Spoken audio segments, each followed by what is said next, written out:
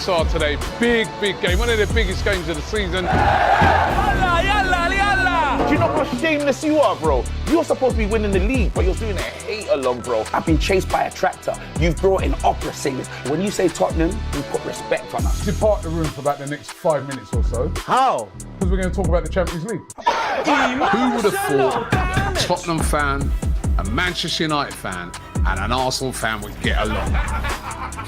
Well, sometimes.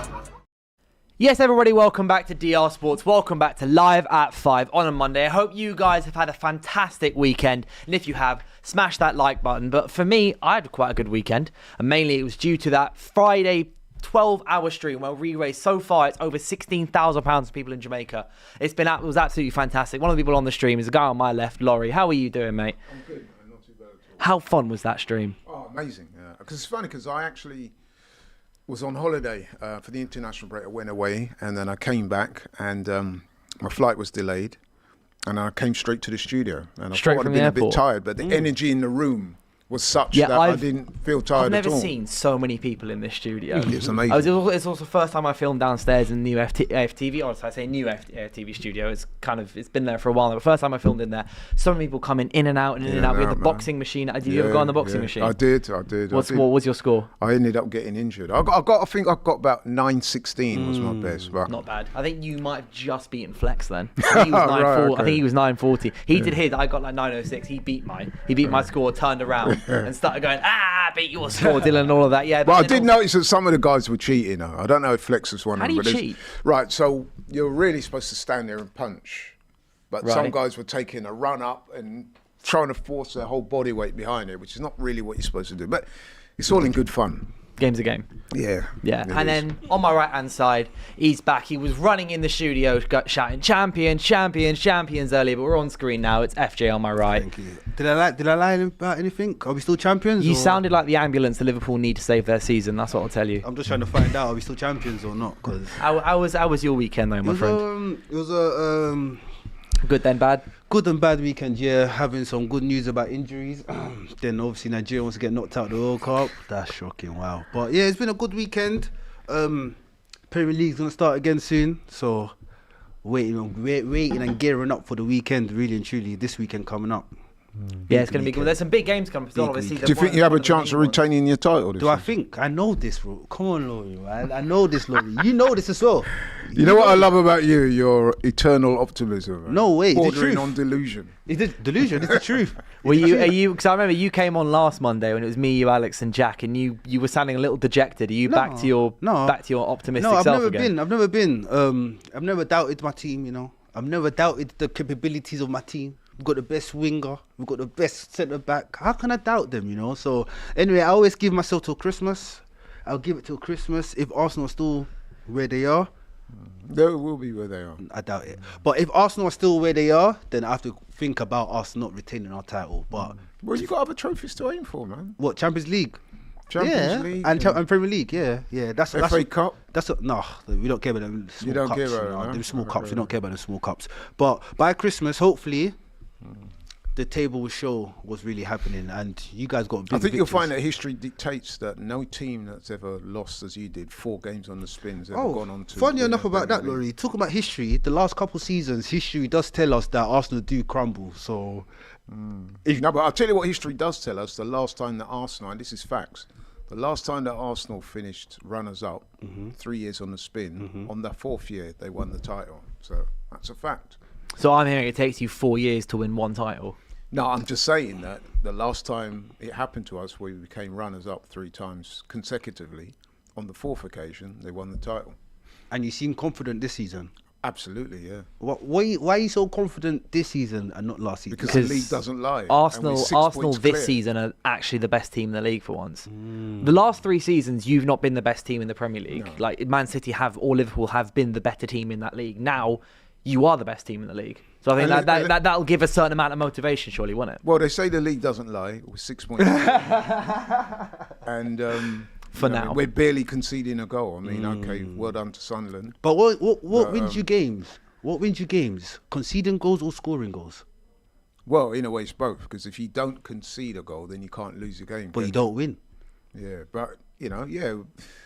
That whole narrative about us not scoring enough goals, if you actually look at the league table at the moment, I think there's only one, maybe two teams that have scored more than Arsenal. So I don't know. You can check that. You can check that if you No, want. I think it is. so I think Laurie's all I right hear- here. That is a Let me misguided get it up. narrative. We'll get on to some of the injury news in a second, but I want to get this up just to settle this all I debate hear is first. Arsenal defense. Defense don't win you games. Right, so top scorers in the league Goals. this season: Manchester City on 23 in first, then Chelsea second on 21, and then Arsenal on 20, and then United and Spurs both on 19. How many And goals then, Liverpool got? and then have a look at You are then 18. So it's the big six teams are the top six scorers, and then you are the bottom of that. But it's 23 goals at the top versus 18 and 6th with you, so it's not that far off And so then far. if you contrast that with the amount of goals conceded, I think you'll It's find a landslide. Arsenal are clearly in the ascendancy in that 100%. department. Kevy in the chat says, Ty coping okay today? Last night was a rough one for the poor guy. I can confirm, just before we went live here, Ty walked in and we asked him how he was and he said, leave me alone. And he said, leave me alone like 4 times. You know how bad it was, right? So after we do these watch-alongs, I generally give Ty a lift home because he lives not too far, but it's not really walking Local, distance. He yeah. lives in Hornsey, right? So we finished quite late. As you guys know, it was pretty cold last Yeah. night. I offered Ty a lift home and he refused it. Now, if you know Ty, he would never normally refuse a lift. You just wanted to But he walk was home so by upset himself. that he didn't want to be in the same car with me. That's how upset he was, and he's still upset today. But hey, It's on penalties football, as well, man. by the way. That's hard. I've been there. Over the bar. Wow. Yeah, but then rough. to be fair, they didn't deserve to get that far. Congo, I mean, even FJ would agree. You watch the game, right? Congo were clearly the better side. In the second half, Nigeria barely had a shot on goal. Well, Congo, they've had a great... Well, they knocked out Cameroon They did, effectively, yeah. like earlier just before. Was it 93rd minute winner, I want to say? Yeah, 91st minute yeah. winner. Now doing That's the same quite with impressive, Nigeria. Congo. If they had a striker, I mean, Wissa, who would normally play for Congo, wasn't playing. Yeah. Had he have played yesterday, I'm pretty sure Would have been done and that dusted. margin would have been Yeah. more. Than Personally, I'm happy to see Aaron Wan-Bissaka getting some international fixtures and flying. He looked good 'cause yesterday. He's not a world class right back or anything, but he's a good right back. I'm happy to see that he's potentially going to a World Cup. Like, it's going to be great. But in terms of what's happening during the international break, the big news in terms of the Premier League, I'd say, is that there's actually been a couple injuries this time. Because I think so far the international break, Premier League sides before the November one actually mostly got off scot-free with injuries. Normally there's the one or two, but this one it's Gabriel, and it must hurt. It must hurt because obviously it's Gabriel. It's one of Arsenal's biggest and best players. Apparently. B, it was at the Emirates. C, it was a friendly game. But what the basically news is, for any of you who may have missed it, is Gabriel limped out of Brazil's friendly win over Senegal at the Emirates on Saturday with a potentially a big blow for Arsenal. The centre-back went down in the second half and received treatment to his right thigh before being subbed. Ancelotti initially said that Gabriel had suffered an adductor injury, and scans confirmed he had sustained a thigh injury. In a statement on Sunday, the Brazilian Football Confederation said Arsenal player Gabriel was re-evaluated this Sunday and underwent imaging tests that revealed a muscle injury in his right thigh. His return date, according to the Standard, just says unknown. So obviously Arsenal will do your own test. It's probably a good thing that it happened in London because there's no flying involved, there's no travel involved, potentially make it worse. But got to be a big blow for Arsenal, especially with Spurs, especially Spurs at home coming I up. can't sugarcoat it, but here's the thing. So we don't know the exact status of the injury. We don't know the exact status of the injury. But you're going to at least assume that he's definitely not playing the next No, I'm not couple assuming games. that at all. No, I'm not assuming that because we don't. As I said, Arsenal have been pretty coy on the subject. They've not said too much. Okay, let's assume he is out. We do have replacements. We've got no. Hang on. We've got Pierre Nkapie. Who? Nkapie. Who? Nkapie. To be fair, has who he else you got played there? this? He No, has, actually, he I've got has, a he question. Has he actually played much He this has, season, he has. Nkapie? Yeah. I feel like I've barely seen He came him. off though. He came off straight away. He played. Now listen, this guy's a serious guy. Apparently. He's a very good player. He's the one you got on loan at the Ecuadorian moment, right? international. Yeah. No, he's not on loan. Yeah, from Leverkusen, right? Is he not on Option to loan? buy. No, he's our player. But I mean, I think there's. I an think it's option loan to option to buy. Yeah. So it's not strictly a loan. Who else you got there to replace him then?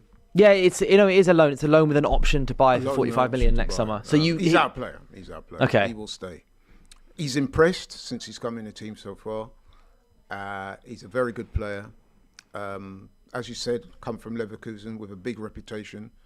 Strong, quick, aggressive, left-sided, so he'll fit straight in. And yeah, a lot of people around the Arsenal setup speak glowingly of him. And I have no doubt that if he does play on Sunday, he will not let Arsenal down. Okay, he might not be at the level of Gabriel as yet, but I've got no problem with him starting. You sound worried. No, I'm genuinely not worried at all. From what I've You're not seen, worried he at looks all? good. Your captain. And he's very quick. Apparently, they're saying Mr. Set he's amongst Pieces. these. He's not. You know, he's not even their captain. Who's your right? captain? It's Odegaard. Odegaard. Oh, shocking. I say this every week. I forget that Odegaard's captain of Arsenal. Is he still sometimes. there? Is he still playing for Arsenal? But he's injured, isn't he? Odegaard as well. And I'll tell you one thing some people may not know about Nketiah is his speed. Now, I'm reliably told that at Arsenal, they're saying that he's amongst the quickest players in the team, and he might even be the quickest. The quickest we've been led to believe previously was Martinelli. Apparently, Nketiah is on that type of timeline in terms of speed. So listen, to keep it short, I've got no issues about Nketiah playing on Oh, Sunday. wow. Last time I was here, a fellow Arsenal fan was saying that Gabriel the best centre-back in the Premier League. I wouldn't argue that. Oh, come on. You can't. What are you saying? Because he got an injury, he's no longer the best centre back in the Premier League or something? The best player in the centre-back got injured, surely it's going to have a ripple and effect on the team. Yeah, listen, as I said, Nketiah is a very good player. He's not quite at the level of Gabriel, not yet anyway. But what I'm saying is that Nketiah coming in, the level is not going to drop too far. And what I'm saying is that we're playing Tottenham. It's a team that we normally do well against at home. I don't see that being a game breaker. Do you know why I see? Do you know why I see that it might be difficult? Because the same player that left Leverkusen came to Liverpool, and he has to get his feet right. He has to get up to pace. So him coming in centre What, back, in Wirtz? yeah, Wirtz. They left both of them left the same team, same league. So Wirtz has obviously played much different more players, different teams. He still had to keep up the pace of the Premier League. No, but he's played games already and he's looked good. I think he's only played whereas Wirtz has not got going at all yet. I think that's fair to say. But let's be real here as well. Who, like, in terms of Spurs, who's Nketiah going to come up against that's Ooh. really going to cause him massive It's not problems? even- I know I say this after we conceded 2 to It might Spurs not the just other day. be. It's not just the players he's facing. It's the gratitude of the game. Like everyone there is going to be under pressure. Like that's a massive game. They Just have to- the magnitude of it being a North London derby. Yes, just the level of the game. No, but we're talking about an experienced player. He's not Played experienced in in these magnitudes Germany. of games. He's not experienced. He's not ready for these matches. Listen, you're talking. He's a Ecuadorian international. What I does think, that mean? If not, It Ecuador are means that good- he plays for Ecuador. What does that They mean? play Copa America football, man. What does that mean? What does that mean? No, don't downplay an Ecuador team. They're a good team, bro. I just think it's going to be a big loss for you guys. And do you know why I'm so happy? Your corners are not going to be the same no more. That is the Your one thing. corners Gabriel are not gonna Gabriel be has the missed same the no corner. more. And you know what that he's means? missed a headed goal from corner. That's no goals no more. That's no more goals from set pieces.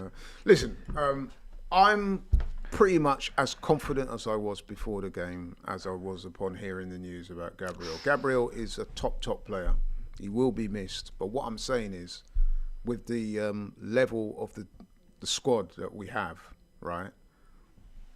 When players like Gabriel are out, when we're able to bring in a replacement like Nketiah, the levels do not drop significantly. But if it's Nketiah that's coming in, I will tell you it's going to be a baptism of fire for this guy because it's not just Spurs that you have next. Literally, I'll tell you, Bayern FJ, Munich. they got Spurs at home, then 3 days later Bayern at home, then Chelsea Yeah, but he played away, in the then German Brentford league, at so- home, then Villa away. But this is the Bayern Munich who have probably the best attacking world football What right happened to now. Mascara, your other centre back? Yeah, we got him, but he's more on the right side. He's a right sided. Yeah, so he would probably come on if it was Saliba that was injured. I doubt Arsenal will go for 2 fast centre backs. I think you lot need 1 brain and 1 legs. But I would imagine that if Gabriel is out, and as I said before, we still don't know the exact nature of the injury or the exact status of the injury. You know, it's a growing stroke thigh or whatever, but as I said before, I'm still not writing him out yet because the club have not said anything official. Until they do, we don't know. The official news will likely come either as a leak or a brief, or it'll be in Mikel Arteta's press conference Friday morning. Torn fire. It feels like when it's a thing where they've got to leave the Brazil camp early. He comes off. He's had scans. He's had this. He's had that. That doesn't feel like something that he's gonna pop up in training photos suddenly in 2 days' time. No, but as of you just no, but what I'm saying, holding out hope. Filming with the wonders of modern science, we don't know if come Sunday he might still be available. The wonders of modern science. Yeah, but of course we don't know. But surely you take in what's happened. So for me, nothing about Šeško's come out. But I'm not going, I think he's going to start, because he had a knee injury. He had to pull out of this. He had to several scans and everything. There's been no official confirmation. But I can't sit. It's like you can't sit there and go, well, because it's not been said, it's therefore we don't know if it's not going to happen. He's worried. I think you got to prepare for the fact that Gabriel isn't going to be around probably for this Spurs game and maybe not the Bayern game as well. Stranger things have happened. What I'm saying is, But he pulled out the Brazil camp early after one game. Yeah, because that would be precautionary anyway. Because I'm pretty sure it's the friendly games. Why would you keep him in the squad when he's carrying an injury? Give him time to break from the Brazil camp, get treatment at Arsenal, and we take it from there. As I've said, we still don't know the exact status or nature of the injury. Mm-hmm. It's only Monday today. You know what I mean? The game is not for 6 days. So we don't know. What I am also saying is that if Gabriel, unfortunately, is unable to make it on Sunday, which we have to assume there's a fair chance of that happening, I'm relaxed insofar as we have a guy that can come in for him where the levels do not drop significantly. He's an international defender. He's played at Bayer Leverkusen in that great team that they had, and he performed very well. As I said previously on this show, the reports coming out of Arsenal is that they're very happy with Nketiah so far. He's quick, he's strong, he's aggressive. He will fit right in, and I have no doubt that he will not let Arsenal down on Sunday. Yeah, the thing that Arsenal have, despite this Gabriel stuff, is there are a number of players that look like they're going to be coming back from injury, either as soon as the international break ends or in the next couple of weeks. You've got Calafiori, obviously left the Italy camp, but I suppose this supports your argument, but I think rumours are that he's fine.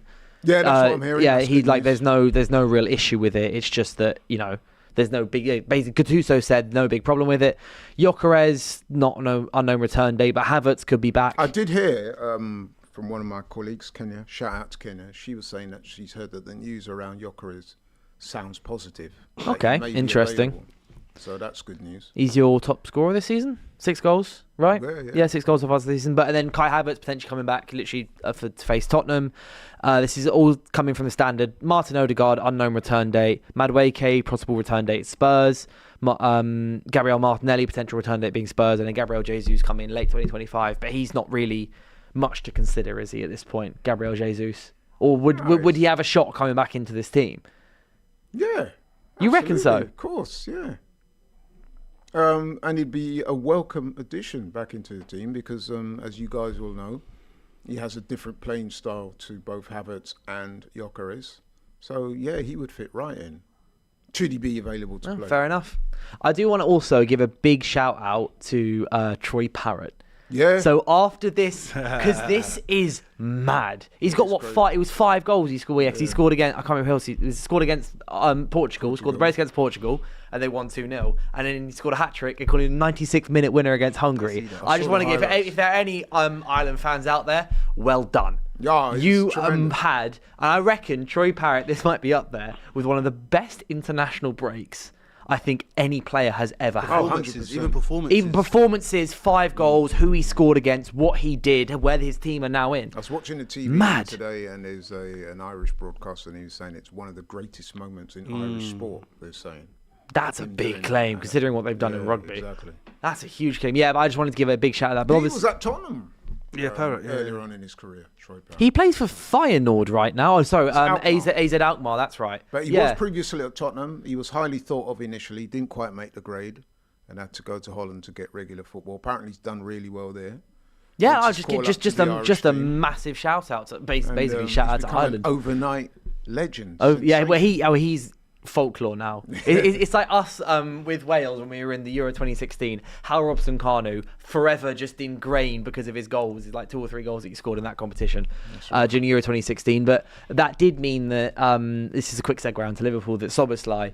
Unfortunate for him. He's probably been your best player this season. Maybe him or Gravenberch been your best player this season. But 100%. Heartbreak for him, isn't it? Yeah, I saw the celebration he'll do. He's doing the crying faces. I think he scored yesterday. He's doing the crying celebration. Well, Szoboszlai did. Yeah, he was doing the Spoke crying too soon, celebration. right? Oh yeah.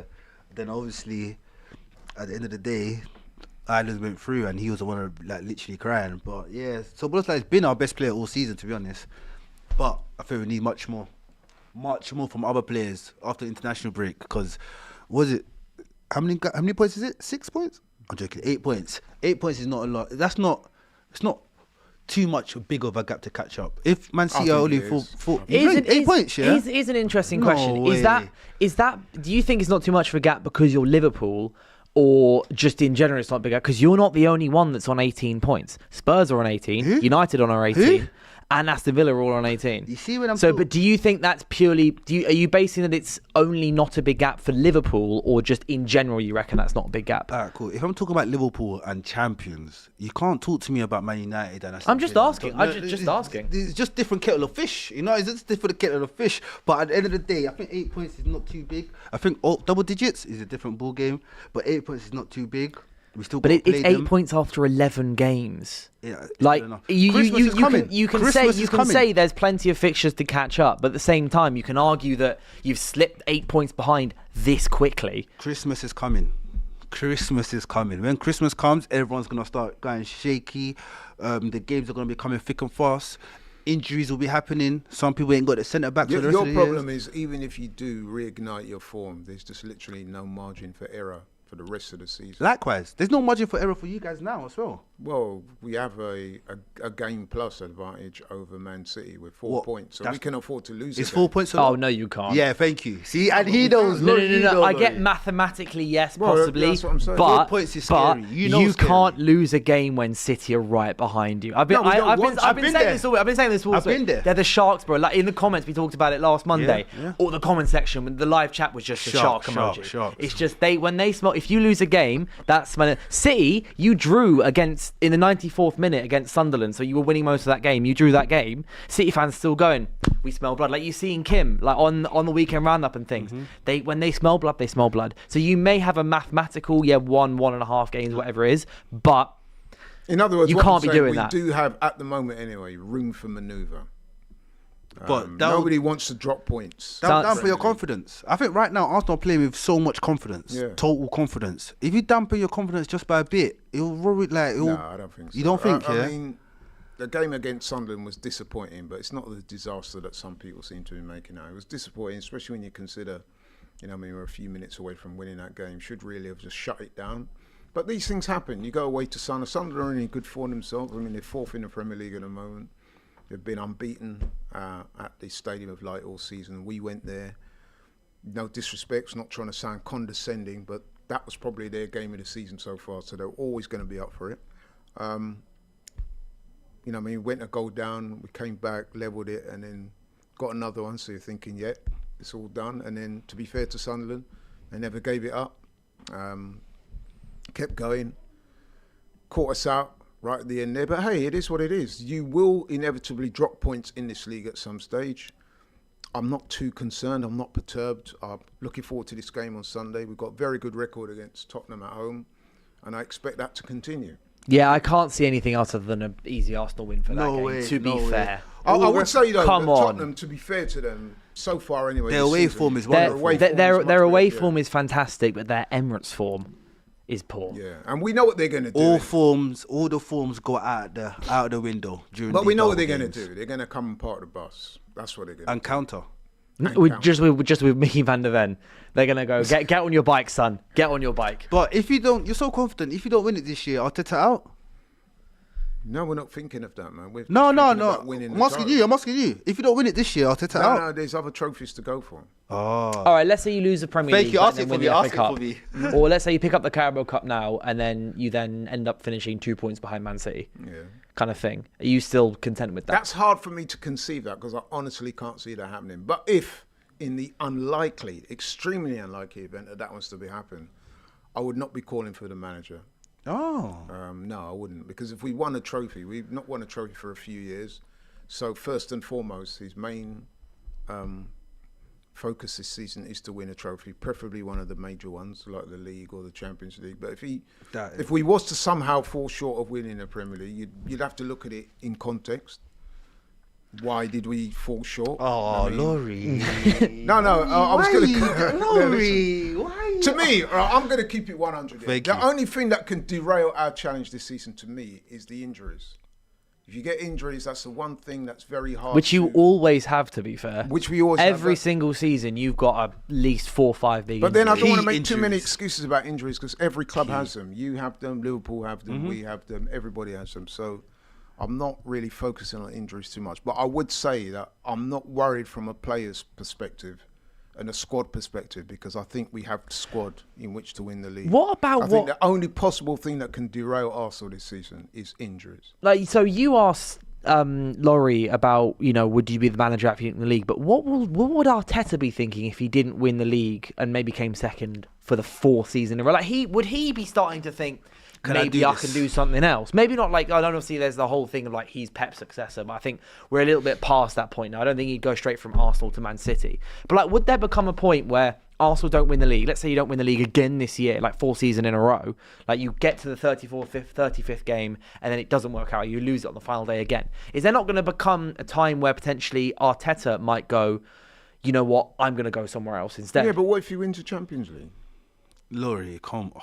That's not my question. Laurie. No, but you said if he doesn't win the league, I'm saying that there are other trophies out there as well. Yes, there are, but I'm just So if he wins another hypothetically trophy- thinking if he goes like the 4th or 5th year and like back on a row without winning this league title, or then without like clinching the Champions League, does it get to a point where he then thinks of his own career and maybe tries a new challenge? Maybe like that's quite possible, Hansi but- Flick, for example, his situation at Barcelona at the moment.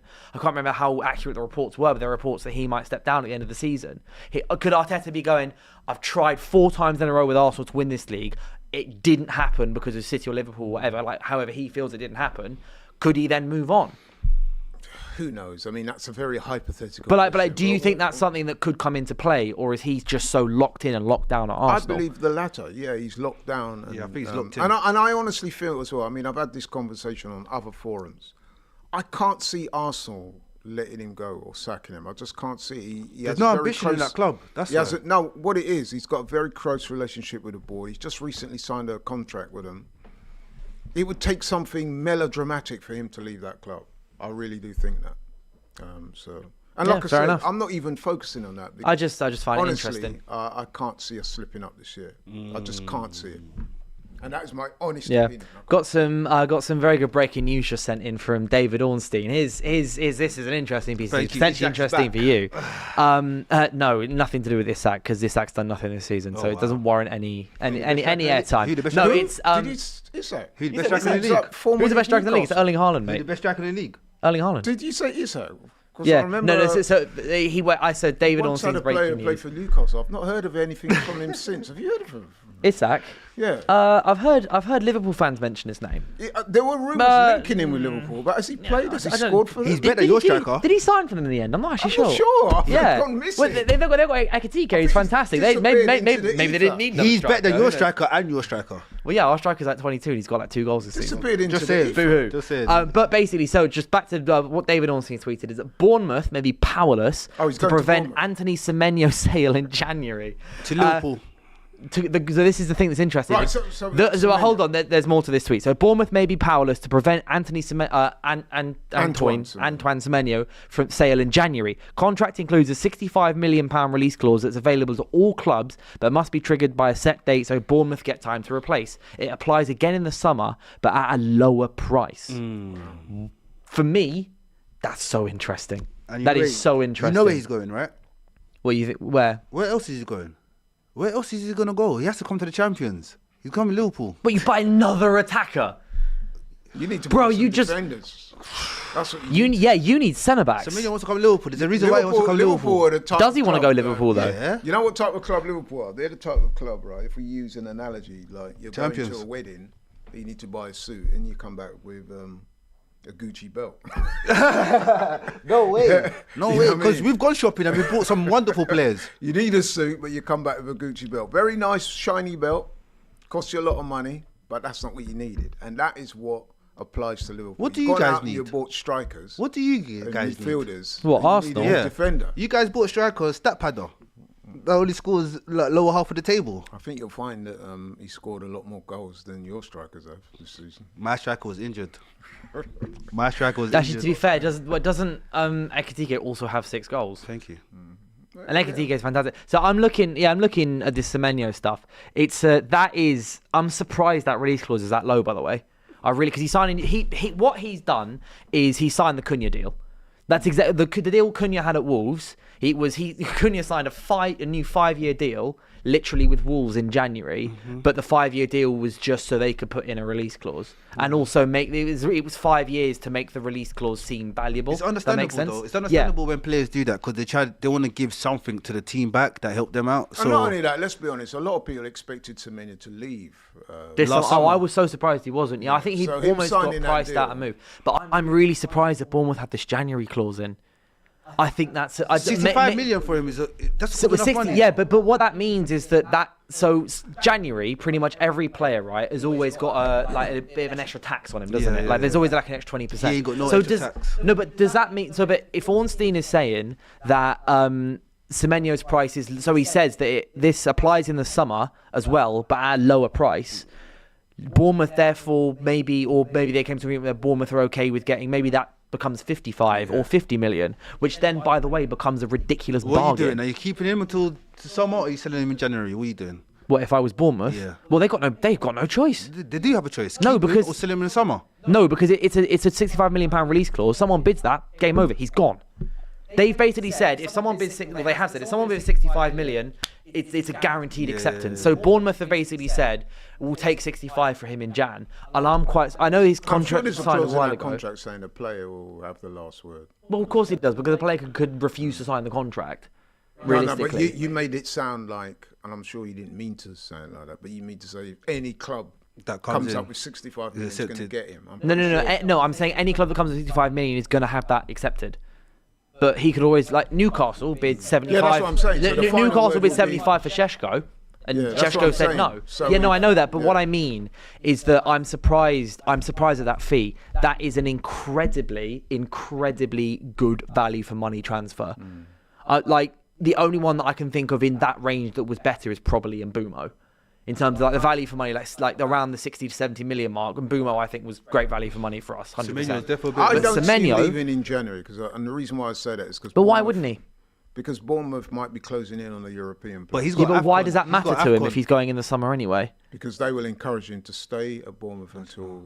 Because let's face it. But if what you can they work- do to encourage him to stay? They've already given him a new deal. Let's say Liverpool come in and go, right, we need you to fix our season. Or City come in and go, we're looking to win a Premier League. You can have one by June. Arsenal come in and go, right, we need another man, blah, blah, blah. Or United come in and go, we're going to get we want to get Champions League spots. We think you can help us. What can Bournemouth do to go, nah, stay here? Because Bournemouth might then want that extra 10 million they're going to get in January rather than someone else. That's true, but I also think that if they're closing in on a European spot, which by January we would know, wouldn't we? Then I think they'll try That and 10 do million their is worth best it. to encourage him. Yeah, can't but force him. what can they even offer him? Because it's not like they're going to go, oh, and then you can play Champions League or you can play Europa League here next He season. might 'Cause get he won't be there next revised season. terms to his contract. They could give him an incentive, but then would that incentive be more than the new contract he would get? So let's say that like Liverpool become ruthless and go, you know what, Salah, you might just be done here. We're gonna go and nick Semenyo. And as one of the comments has said, Excuse me, Salah and Dunn don't go in the same sentence. I say this because there's a super chat from Christopher ZY that says Salah replacement is on the list for Liverpool too. So as in the way of. So that's a good point, but I think he would be the kind of play. He's like the kind of clubs are always inevitable thinking player. ahead. Clubs are This always is what I thinking mean. So I'm not saying that Salah will then go in the summer. If you're Semenyo, are you leave in January? If you're Semenyo, Bournemouth is positions like Bournemouth are doing all right this season. Bournemouth now, if you're Semenyo, are you leaving in January? Both of you. Yeah. You're leaving in January. Yeah. Unless Bournemouth will come to me and go, we'll give you a bigger bonus for getting us to Champions League or Europa League from now till summer than what you would get if you signed 6 months before, then fair. What are you doing? Then yeah. I think it will depend on how close Bournemouth are to the European places. I think if they're within touching distance or in a European place, I could see the management of Bournemouth approaching him saying, look, I know we're going to let you go in the summer, a few more months, get us a Champions League spot or a European spot, and they will look after him financially accordingly. Mm-hmm. But I think that's what will happen. But whether he decides to stay or not. But then the move. So let's say that happens. That means that there is a move that's potentially materialised for him. So let's say, therefore, I'm going to keep using Liverpool as an example. If Bournemouth have to say that, it means that someone has come in for him, right? That could be Liverpool. He spoke to so many people. But then, so why? Yeah. So why would he then? I can't think of a world where he would then say yes, because Liverpool will then just go, well, we're not going to come back in the summer. Because it might be a case of United, let's say the other release clause in the summer is 55 million, right? Let's say, so there's 10 million drop off from January to summer, which 10 million is tends to be what's added to a player's price January versus summer. So if they then have that drop off, Liverpool might go, we want him now, so we're going to pay that extra 10 mil. But in the summer, that might be triggered by City and United and Bayern and Real Madrid and here and that. So Liverpool might go, you come here now or never. That's just like that's all they need to say. And then suddenly he goes, well, I'm going to go Anfield then. No, but it depends on how much he really wants to join Liverpool, because he might be reasoning to himself, look, the form I'm in at the moment, I will increase my options at the end of the season. And that's the problem, because it can go. Because who knows what will happen between now and the end of the season? Yeah, definitely. So it can go either way. It can literally go either way. Exactly. His form, right now, he's top form right now. So he might as well take advantage of it. Right now, he's sizzling hot. Yeah, his stocks right now so high right now. So he might as well take advantage. If he carries on having the season he's having, which he might reason to himself is highly likely, then what I'm saying is, come the summer months, then he can sit down and negotiate. But he might not even with a whole range of clubs right across Europe. It might go to after But then March. Also suddenly in mid-March he can do his ankle in, get an injury, and then he never gets that move. So if the move is on the table for him and there is no benefit to him staying at Bournemouth, there realistically isn't, because it's not like it's like his only way at the moment is up. So he may as well go up while it's a guarantee. Stay towards the end of the season. I think the circumstances will dictate, because like I said, I mean, Liverpool, for example, you don't need another attacking player. You need defenders. We do need a winger. You know what I mean? So yeah, this is what I really do think they need a winger. We do need a winger. Yeah, so because your wide threat is non-existent at the moment. It really isn't. It's just not there. It's funny how the January, because even Gay and Liverpool, little situation there as well. So if Liverpool don't go for Gay in January, in the summer, anyone can go for him. Even I heard Bayern Munich want him now. So yeah, but I've seen a lot of speculations and a lot of talking about Semenyo of Liverpool. So January, we'll see. I'm not so sure if that's as feasible as you think.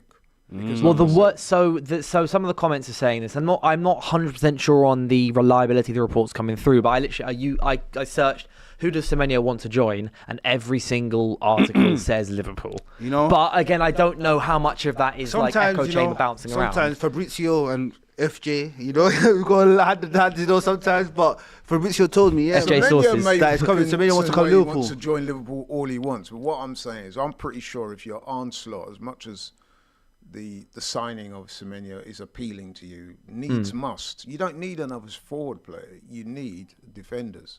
Gay's coming. I've heard as well, I'm sure you've heard, Konate's in some kind of flux with his contract. Yeah, so with the Konate things, Liverpool have reportedly given him the final offer. Yeah. And they've basically gone, you've got 3 weeks. I don't know who that guy thinks he is. Before, Saliba was in a little up and down with Real Madrid. Now Saliba knows he's not the main guy in that defence. He's patterned up now. Now he's signed a new contract. Yeah, 5-year deal. So now look at Konate. No, but those, as you said earlier, those 5-year deals are a little bit ambiguous, aren't they? Because it's a 5-year deal. It depends what else is in that contract. Yeah. Cunha's 5-year contract at Wolves lasted 6 months. I don't know why Konate is trying to keep Liverpool in the limbo. Am I staying? Am I going? Am I staying? Am I going? Why is he trying to do that to us?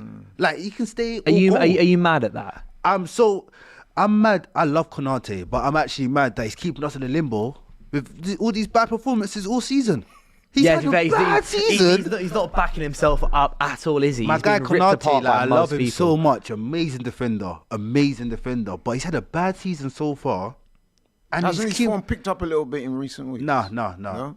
Against Man I thought he City. would. Even No, against Man City, shocking. City was woeful. Shocking against City. He was really. Doyle was fuming at him. You can't well, be a, so were you. You to can't be fair a as centre well, back. I was on the plane to Gran Canaria. Oh, bro, it was bad. So you know how he was great against Arsenal at Anfield. That's basically been it, hasn't it? It's all He bad. wasn't good against No, what was Arsenal. the Wasn't good previous- against no, City. No. I heard He was good against Madrid as well. previous Yeah, Madrid. game against- yeah. Madrid was wonderful. ironically. Everyone played good. Yeah, we look he was good. fantastic against Madrid, but it's been basically Madrid and Arsenal, and for the most part, it's been pretty rough. He's been so bad that he's trying to keep us in limbo with his contract situation. Like, what do you mean contract situation? So Like, there, you've said it yourself. Then defence is an area that you need to focus on, not Semenya and a forward player. You've no, got do you know- enough. No, we do. We need a new.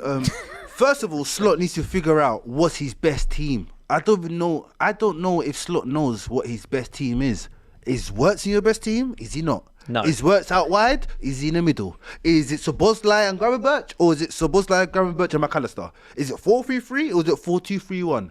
Like, there's so many things he needs to think about, and I don't think he's thought about it and like accomplish But let's what be he really honest, wants to do. Liverpool's new signings this season: Kirkes, Wirtz. Kirkes, wrong They've not signing. worked. not They've played. not worked. Kirkes so is far. wrong philosophy. Like Even the way he I've plays even heard is my wrong. man's been getting a little bit of a stick before. Who? Don't say Frimpong. Yeah. Who's I've even Frimpong? heard him, people Well, he's calling but him to be out. fair, he's got like a 2-month hamstring injury as well. But know, that but is, he's been playing him out of position I as just well. want to read that super chat because Chidi Eden says we do need a centre back, as in Liverpool. Yeah. But who should we get in January? So just to add to this conversation, We're getting is that Gay. they're asking who. We're getting Gay You in need January. You need Gay more than you need Semenya. You, Semenyo. you, yeah, I you think need even you you would need agree with just a centre back, man. Anyone will do. I'll do it. What is Liverpool's problem? Is it defending? Yeah. No, Exactly. it's your lack of stability in defence. So last bring time in- I Stable checked- defence bring in creates a Gay, stable attack. Bring in Gate. No, that's wrong. Bring Yeah, in it Gay. does. The defense is the foundation of your team, and once you can sit there solid and defensive, you see this like with Arsenal. The fewer goals you concede, the fewer goals you need to score. So if your defense patterns up I and agree with gets that. more stable, then your attack will therefore also become more stable because there's more of a foundation behind What, it. 3 set pieces? No, not. Yeah. Mark Gay scored some set pieces. He's got a solid header So on him. what? No, Hey, listen, don't look down your nose at set pieces, because It's over- as it's I've over said- now.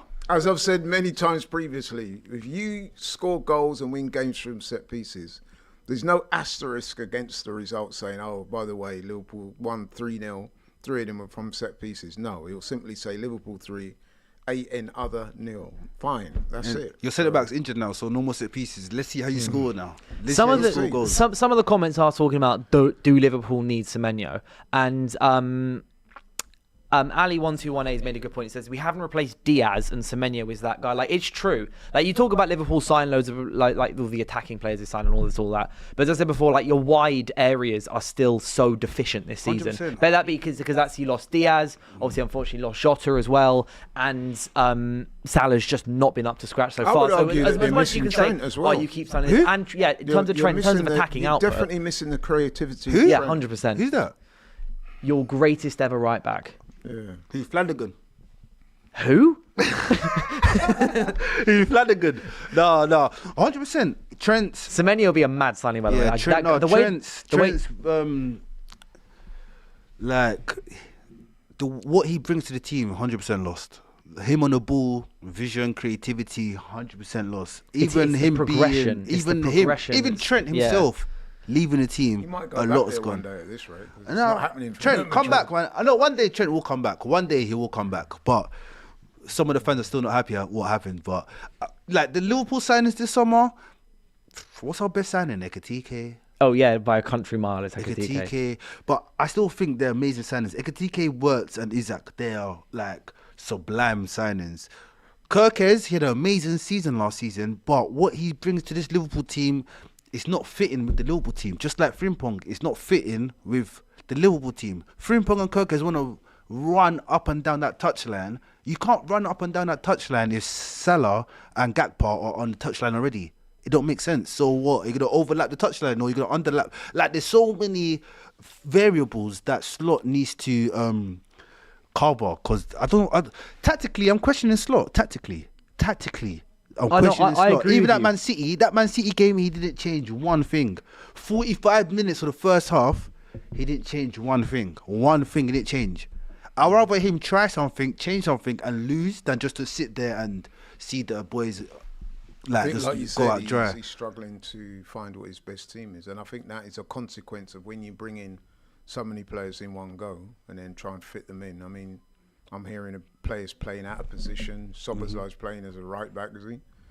So was like he can play in wherever he was, he can play. Yeah, Szoboszlai is just a very good Swiss Army knife player. Literally a great athlete. That's exactly what he is. Like teams need that. We had that with like he's a quality Michael player. Carrick, for example. DM, AM, number 8, right back, centre back.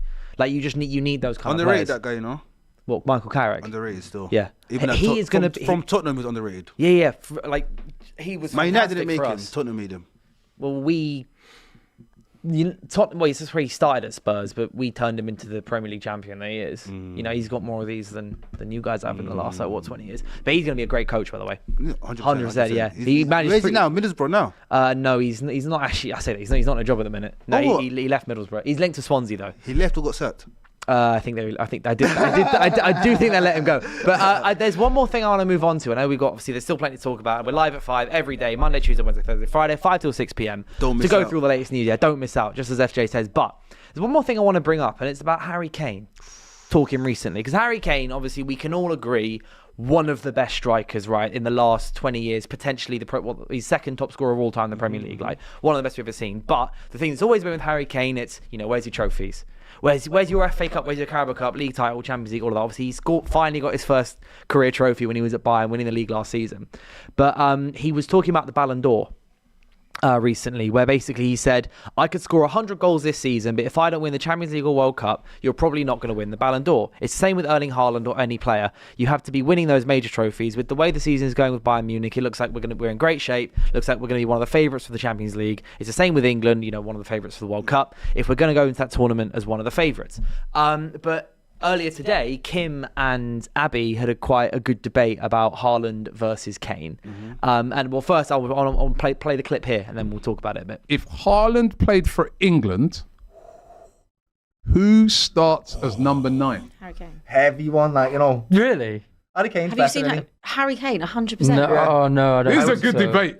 No, I don't think so. No, I'd put Haaland at the top and Harry Kane behind him. Yeah, Harry Kane's fair. a better footballer than Haaland. 100%. Yeah. But you can't sacrifice the Who's the goals better that Haaland. player? Who I we would can always, recap? I would always pick Harry Kane because Harry Kane is a better overall player than Erling Haaland. Haaland might be the best, but this is just where it gets disrespectful to Harry Kane, because we're saying that Haaland is a better goal scorer.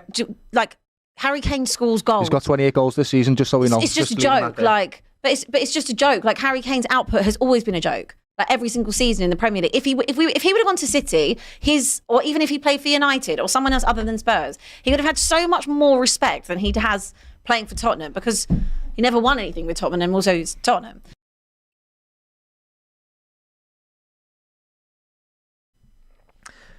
Good debate though, isn't It it? is a You know very what's good bad? Before we get into this though, it's the goals, right? Haaland has 32 goals this season, and to compare that, it's Isak's best ever season is 31. By the way, we're in November. He's got 32, all competitions, like internationally. Harry Kane there, 28 goals as well. Mad. But you're talking about retired footballers, aren't you? I thought he'd retired. Yeah. Anyway, Yeah, I mean, carry maybe he has. on. But effectively, like, my favourite part about this debate potentially is that it's also could have potentially been a debate because Haaland, of course, was born in Leeds. So he actually could have played for England. Like, England never even considered it, by the way. And so neither did United, which I find mad. We had him on his radar at 15. We were recommended him. We could have signed him. We passed up on him for like $1 million. I think he was always. He said he's been asked about that, and he said he was always going to play for Norway because of his dad. Yeah, that was all. Yeah, that to be fair, but England maybe could have done something. But it's such a good question because I think the way I see this, and you guys might disagree with me or not, I think that Haaland is better than Harry Kane. If we were to talk about who would be more likely to win the Ballon d'Or this season, I would say Erling Haaland. But part of me actually thinks Kane would be better for England because of the players that are around Harry Kane. But who do you put? Who's better than them two? Like just out and out a better striker. Yeah. Ability-wise, who's better than them two? Scoring ability, Haaland. Overall football ability is Kane. So Kane's better. That's an easy. But I would rather. If I was That's an easy question. if I was to build a team from scratch, I'd rather have Haaland. I would rather have Haaland up top and cater to him than have Kane and not. But I think for England, in being more practical with the people that you have alongside him, Bellingham, Palmer, Rashford, Saka, Foden, Kane probably suits it better because there's a more even plethora of Okay, talent. cool. Now what you just said, If that I makes think- sense. No, now what you just said, I think different. I think Haaland will suit England more because he'll just be that You reckon? Yeah, he'll just be that striker in the box, and they got so many creative players behind him. So Haaland will fit more and fit better for England because Kane always wants to drift away, do the false nine, come disagree. deeper. There's no one gonna run off Kane, but Haaland can just stay up there. But number two, what I'm saying is that there's no comparison. Kane is way better than Haaland, and Isaac is better than Haaland as well. Just Yeah, saying. ball at his feet. I've got no qualms in saying that Kane's better than Haaland because that's true. But I actually think the complete opposite of you in terms of people running off. The reason I like Kane, I think that Kane could be so good for England. He's got like 73 goals now for England, by the way. He's blown past Wayne Rooney in the goal scoring thing. But it's that I think that when you have players like Palmer, Bellingham, and particularly Palmer, Bellingham, Rashford, and Saka maybe not so much, but at least those three, they are very good at running off. So Rashford's best season for us was when Weghorst was playing up front. Because Weghorst just dropped in and knocked it over. When Lukaku was playing for us, right? Lukaku could get the ball and then get it to Rashford. He would run in behind a lot. And Rashford is on form of his life at the minute. Barcelona, he's got like 14 goal contributions this season. When Kane's not in the box, no one else is in the box. That's the problem. So when Kane's not in the box, Do you think no one's that in the might box. be potentially in England an issue for England then I've said the this World Cup? I said this years ago. Kane and Bellingham can't play together. 100% no way. Kane and Bellingham can't play together. Foden should never ever start for the first England team. 100% no way. And that's about it. And I think the defense is not good enough anyway. I don't think the defense is good. They got good midfield. They got good and able midfield. Maybe physically they're good, like strong, everything. But footballing wise, I don't know about it. That's why they're always trying to bring Foden inside there and everything else. But I just don't think it'll work out. But yeah, Bellingham and Kane can't play together in the same team. That I agree with. I mean, I said this with Abby last week. I was like, in terms of building like the England starting 11, I've got like Rice and I'd probably say Wharton as a midfield two, attacking midfield. Right on the right, Saka. On the left, Rashford. Up top, Kane. Attacking midfielder. My choice is Palmer. Ooh. I think Cole Palmer. If he's on form, it'll be Cole Palmer. But I want to move this. In the 10. Who's up front for you? Kane. If Kane Kane's and up Palmer front, can't work on the same team. Yeah, they can. Kane and Palmer I can think never they can. work on the same No, I team. think they can. Kane, Palmer, and One- Rice and none of as them a got spine. legs. None Unreal. of them got legs. So you defending is gonna be the worst defensive team ever. Like none of them got legs. Palmer jogs everywhere. Kane is not gonna be like following the DM everywhere. So having them two up front there, it will never ever work out. I think it would work because you've got Rice and Wharton behind them, and then you've got Saka on one side, who like is massive workhorse on the right hand side. He will do whatever it takes. There's and then no legs in Rashford, that Rashford, admittedly, here and there, but that's personally, I think that's what England's best one is. So Christopher Zebwai says England have 5 guys that can link up. Kane is redundant. But I want to get to you quickly about this as well. Like, if you had the chance, you go, England can have Haaland this summer. Are you saying but you got to get rid of Kane? Are you taking that? Are you saying yes to that, or are you keeping Kane? And that's no disrespect to Harry Kane, whom I rate highly. Great player, but I think Haaland to me has that edge. His physicality, his rambunctiousness, the confidence with which he plays, that energy that he brings a team. I think that kind of does it for me. I would go for Haaland. Here's a question then for you on that. So you mentioned obviously Haaland's strengths there. Do you think that Haaland is therefore potentially a scarier striker than Harry Kane? Oh, 100%. I mean, Fear if I was factor. And so England, I think there might be some of the issue in the past is there's always been a fear factor. fear factor. If Haaland was to get in, if Haaland was to start for England, and you got the lineup, and you got like Rashford and Saka on the side, whatever, and then you've got Erling Haaland stood there up front rather than Harry Kane. I think so you if got you more ask of a presence. anyone that plays as a defender and say to them, who would you least want to play against, Kane or Haaland? I'm pretty sure the vast majority of them would say the one that's going to give me the most. Don't say Kane. hardest Don't say problem. Haaland. No, It'd be Haaland. is he I saying disagree Haaland? because Kane can score. Kane scores way more different kind of goals. Kane but what I'm saying- scores his own goals. He can create his own goals. Haaland can't create his own can't, goals. But then, would you therefore not Haaland rather has Kane? improved in No, that area. Haaland. because no, I'll rather Kane. No, I'll be scared to play against Kane because he can create his own goals. He can shoot outside the box. He can turn. You see that goal at Emirates? That Emirates goal with the side netting when he whipped it like that wasn't Emirates. That was White Hart Lane, right? Yeah. When he curled it. No. Haaland would never do that. Kane is way better than Haaland. Haaland will give Haaland you can't a create his harder own night's goals. work. He can't create his own goals. Trying to contain that guy over 90 minutes is a nightmare because he's strong, he's quick, he's explosive. You just and got to he be can worried finish as about well. other people creating goals for Haaland. But Kane, No, but to be fair, I think he's improved in that area. I've seen some of the goals he scored this season, man. He's made good runs. Kane. No, Haaland. yeah, because someone's Yeah, feeding no, him. Haaland's getting better Someone's on the ball. feeding him. Yes. Haaland's no, but he doesn't have De Bruyne this anymore.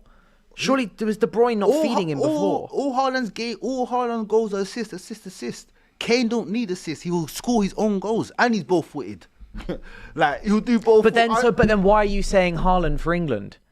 No, because Kane is doing false nine. He's doing a drifting when England don't need that. England need a striker that just stays in the box because they've got so many feeders. Okay, I hear it, yeah. Just so Mohammed sent in a super chat as well. Big up for the super chat. He says, I love this stat. It's that after Brazil's win against Senegal, Norway is now the only football team Brazil has never beaten. 4 games, 2 wins, 2 draws. Has Brazil beating Jamaica?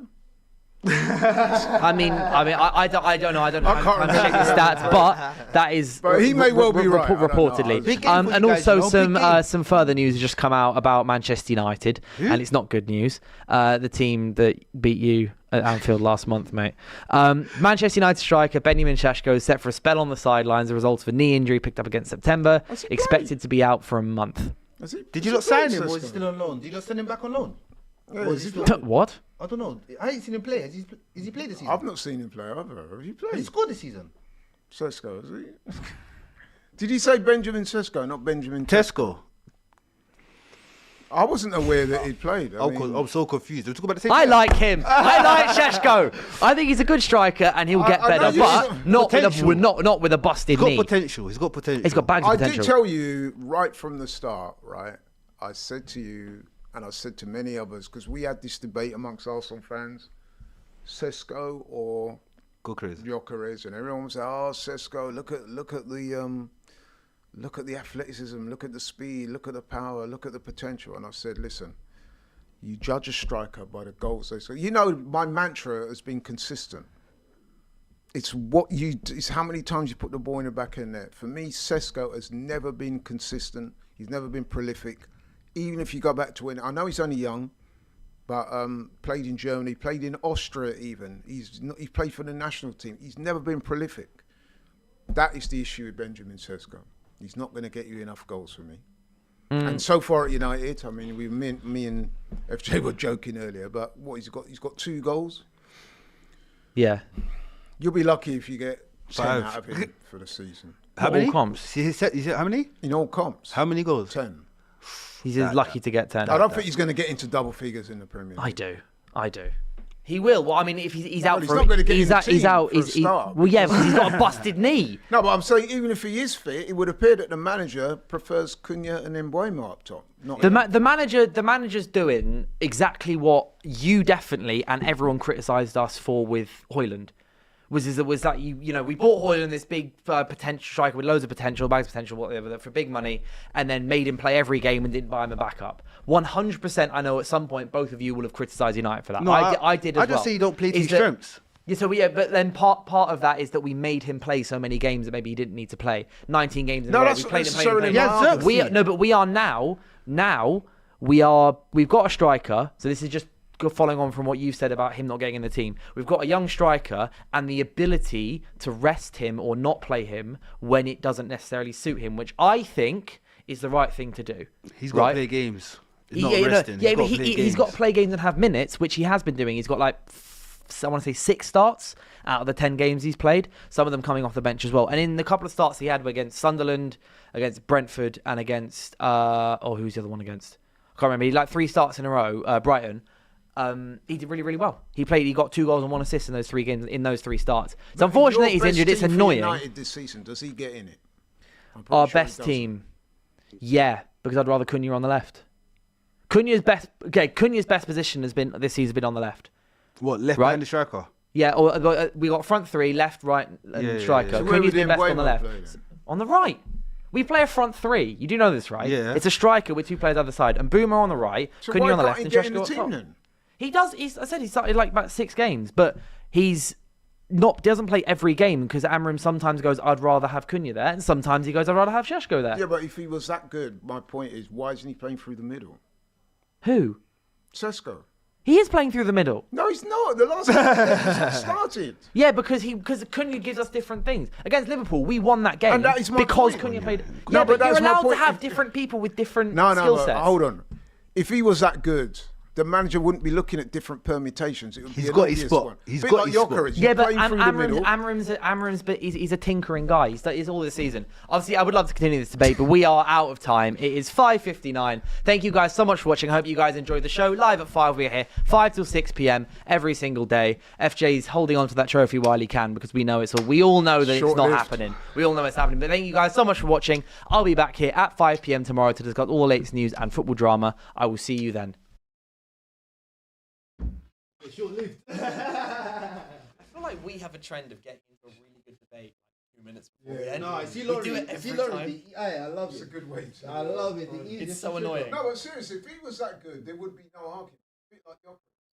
He's a striker through the middle. He's your striker through the middle. The way it works is Amram at the moment, and this is what I say he needs to do a while ago, and he's finally